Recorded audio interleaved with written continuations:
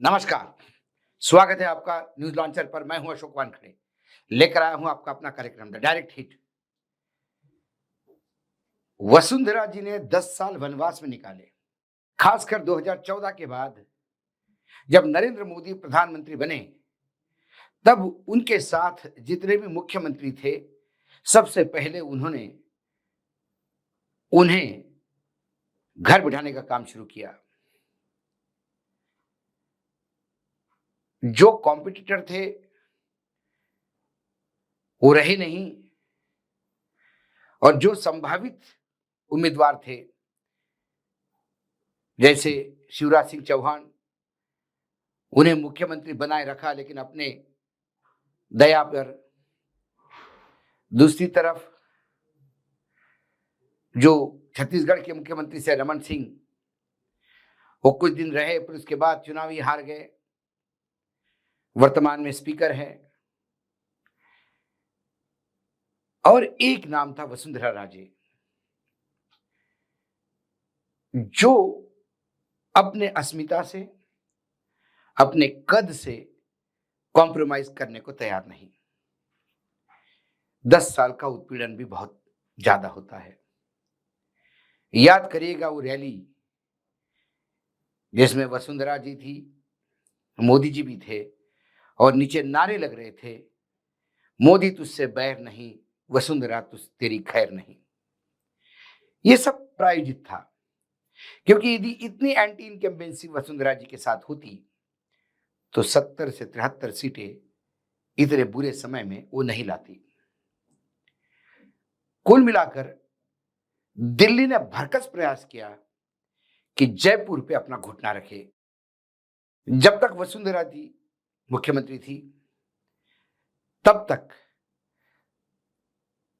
चुन चुन के जयपुर से या राजस्थान से उन्हीं लोगों को मंत्री बनाया गया केंद्र में, जो वसुंधरा के खिलाफ फ्रंट खोले।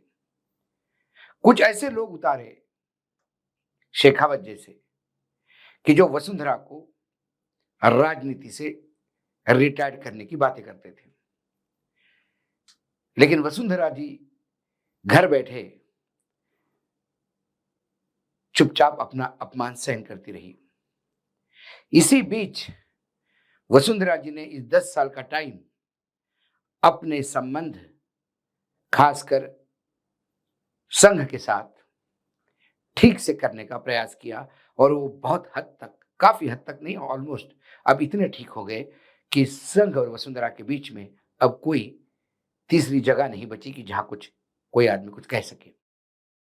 वसुंधरा जी के जो नजदीकी लोग थे, उन्हें चुन चुन के या तो अपने साथ मिला लिया या उनका राजनीतिक भविष्य खत्म करने का प्रयास किया।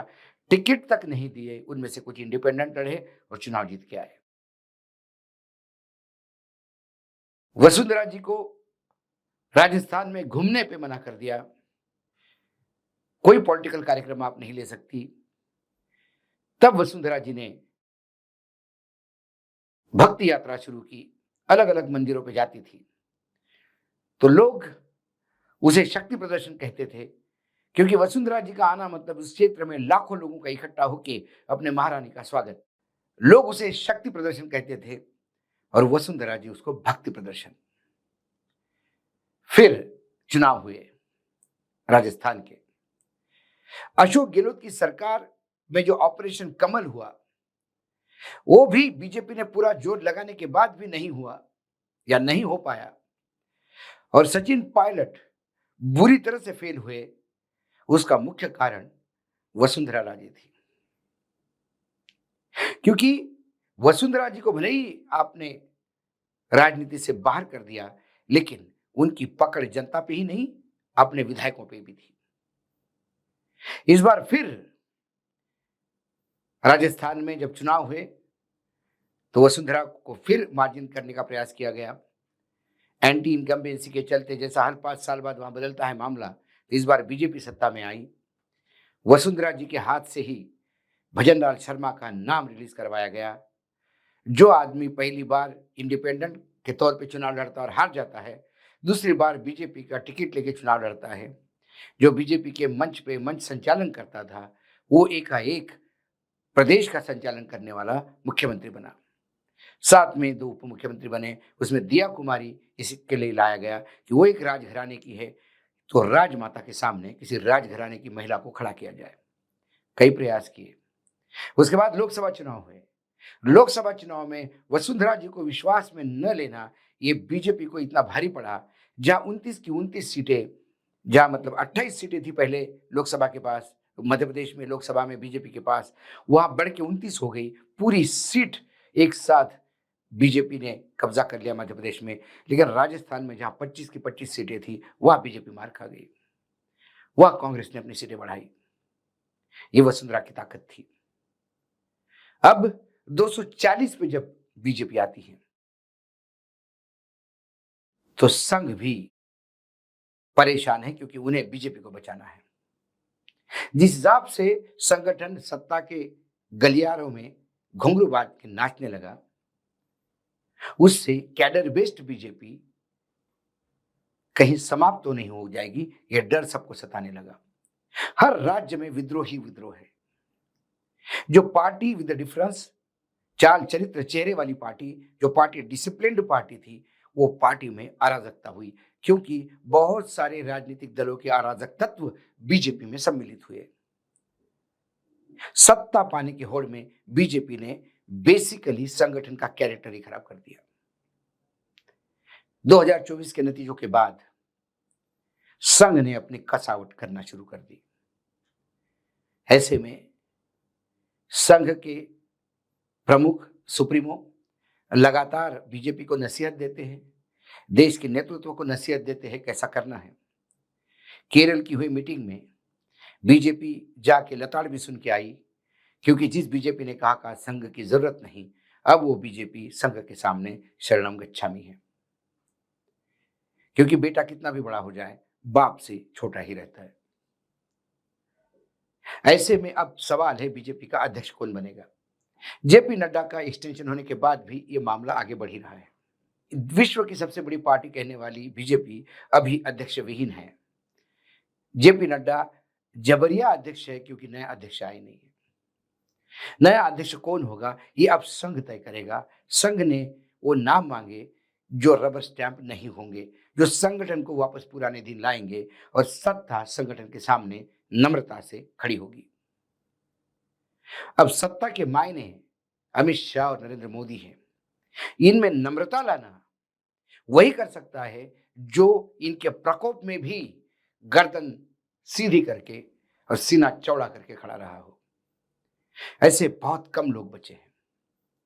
उसमें एक नाम संजय जोशी का भी है, एक नाम वसुंधरा का भी है। क्या वसुंधरा जी अध्यक्ष हो सकती है? ऐसी चर्चाएं चल रही है सोशल मीडिया पे, लगातार उनको बधाई संदेश दिए जा रहे हैं। वसुंधरा जी यदि अध्यक्ष बनेगी तो सत्ता को संगठन के दरवाजे पे खड़ी करेगी, इतना पक्का है। क्योंकि महाराणा जी के तेवर पूरा राजस्थान नहीं, देश जानता है। और उस परिवार ने भाजपा नहीं, जनसंघ से लेके भाजपा तक जितना किया, शायद ही कोई परिवार होगा जिसने तन मन धन से इस बीजेपी को और संघ को सींचा है। इतना प्रकोप होने के बाद भी कभी भी उन्होंने अपनी पार्टी खड़ी करने का या विद्रोह करने का सोचा नहीं। कई बार वो प्रखरता से बोलती आ रही है, और जब भी उन्होंने बोला, खुल के बोला। उन्होंने हाल ही में जब मदन राठौड़ अध्यक्ष नए नए बने थे भाजपा के राजस्थान के, उस समारोह में उन्होंने कहा, पद मद और कद से संभल के रहना चाहिए। पद मद लाता है और मद कद को कम करता है। यदि आपका कद ऊंचा है तो वो कद हमेशा साथ रहेगा, लेकिन पद और मद ये तो आते जाते रहते हैं। ये नसीहत उन्होंने कईयों के लिए दी। वो नसीहत राजस्थान के नेताओं से लेके दिल्ली के आकाओं तक के लिए थी। उनका प्रखरता से बोलना, आज भी भीड़ को इकट्ठा करना, ये बताता है कि वो जननायक के रूप में आज भी राजस्थान में अपने पैरों पे खड़ी है। अभी तक भाजपा में कोई महिला अध्यक्ष नहीं बनी। इस देश की आधी आबादी को सीधा जोड़ती है यदि महिला अध्यक्ष बनी तो। ये उनका प्लस पॉइंट है। संघ से बैकग्राउंड है।